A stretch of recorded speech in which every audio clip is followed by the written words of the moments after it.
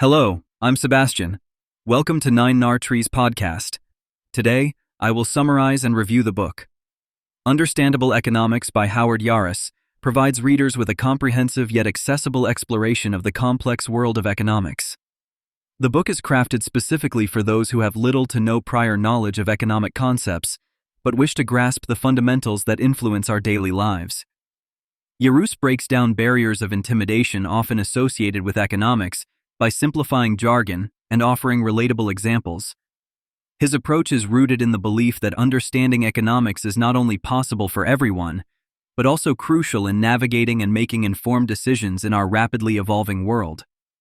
Whether you're looking to better comprehend financial news, improve personal financial decisions, or understand public policy impacts, this book serves as a guide to make sense of how the economy functions. I will give you key takeaways from this book. Firstly, the basics of economic systems. In Understandable Economics, one of the foundational topics Yaris introduces is the various economic systems that govern how countries and societies organize economic activity.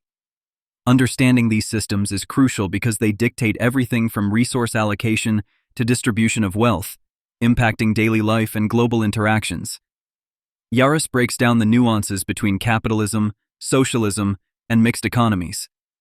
He explains capitalism as an economic system where private individuals own and operate the means of production.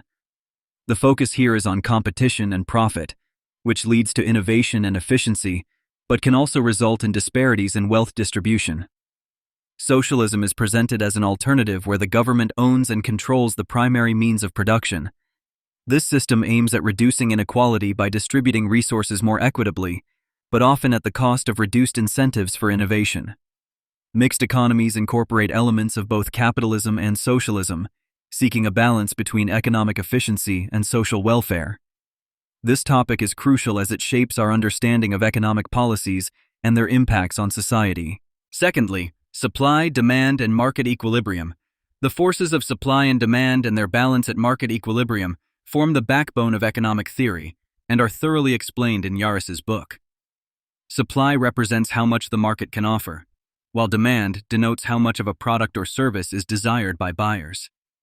The law of demand states that, all else being equal, as the price of a good decreases, the quantity demanded increases.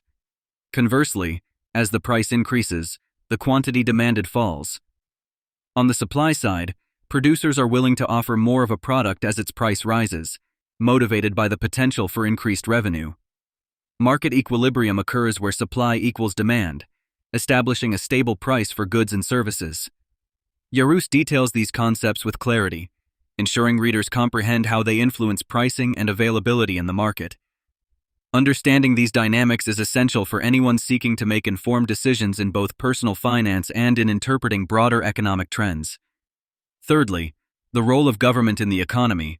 Yaris gives considerable attention to the role of government intervention in the economy, debating its necessity and impact. He explains that governments have the capacity to influence economies through various policies including fiscal policies, taxing and spending decisions, and monetary policies, which control the money supply and interest rates.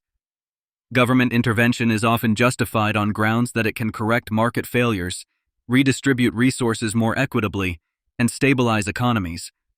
For instance, government regulations can prevent oligopolies and monopolies from exploiting consumers. Moreover, public goods such as national defense and basic education are funded and offered by governments as they are non-excludable and non-rivalrous, meaning markets would not be efficient providers of these services. Yaris provides readers with insight into how government decisions can impact inflation, employment rates, and economic growth, equipping them to critically assess economic policies. Fourthly, understanding inflation and deflation. Inflation and deflation are two key concepts in economics, each with significant implications for economic health and policy. Yaris elaborates on these concepts by explaining that inflation is the rate at which the general level of prices for goods and services is rising, eroding purchasing power. It can be caused by demand pull factors, where demand exceeds supply, cost push factors, where the cost to produce goods rise, or by an increase in the money supply. Deflation, on the other hand, is the decrease in the general price level of goods and services, often indicating reduced demand or excess supply.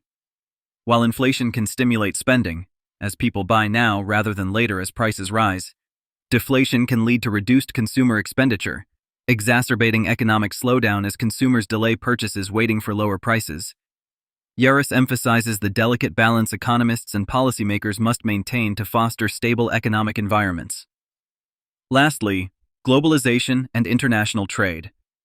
In a world that is increasingly interconnected, Yaros dedicates a significant portion of the book to the topics of globalization and international trade. He describes globalization as the process by which businesses or other organizations develop international influence or operate on an international scale. This process leads to a global marketplace where trade barriers are diminished and goods, services, and capital flow more freely across borders. Yaros explains that international trade allows countries to obtain resources or goods they may not produce efficiently themselves, enhancing global economic integration. He also explores international trade agreements and their roles in establishing rules for international economic exchange. Despite the many benefits, such as increased economic growth and cultural exchanges, Yaros doesn't shy away from discussing the challenges globalization presents, including labor market shifts, economic disparities between countries, and the environmental impacts of expanded trade.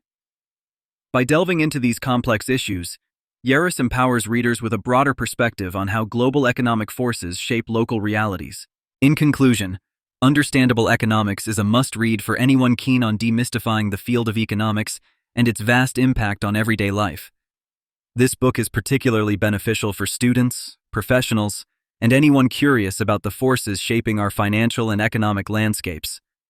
Yaros employs a narrative that is not only educational, but also empowering, leading readers to understand that economic literacy equips individuals with the tools to make informed decisions about personal finance, public policy engagement, and business operations. Understanding economics improves one's ability to evaluate news, assess economic policies, and participate meaningfully in civic life. By providing clarity on how economic systems operate, this book enriches our understanding of both global and local economic dynamics. Readers will find themselves better prepared to tackle financial challenges, advocate for sound economic policies, and ultimately, navigate the complexities of an interconnected world with confidence and insight. If you would like to support Howard Yaros, you can buy the book through the Amazon link I've provided in the podcast description. After reading the book, please let me know what you think and share your thoughts.